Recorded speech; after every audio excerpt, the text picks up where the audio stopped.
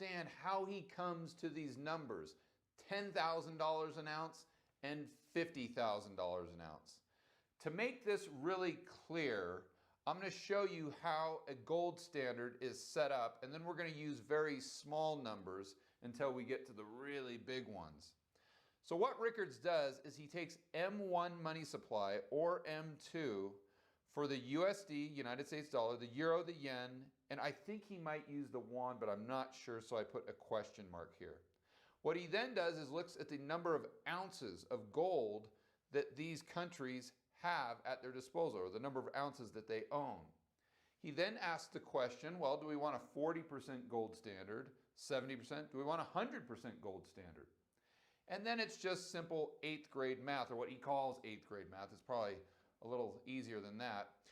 Let's assume in this example that there are $100 worth of M1 or M2, and there's only 20 ounces of gold, and we want a 40% gold standard. First thing we do is take 40% of 100. That gives us 40. We take the number of ounces, that's 20, and we divide 40 by 20, which gives us 2.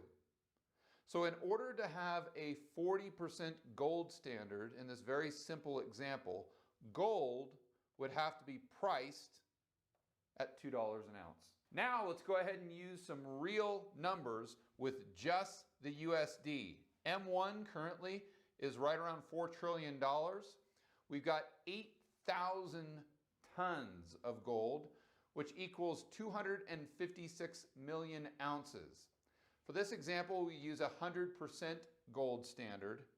Dividing 4 trillion by 256 million gives us a gold price, a per ounce gold price of $15,265. If we move that to M2, which is a much bigger money supply, that's about 15 trillion right now. The per ounce price of gold would need to be 58,593.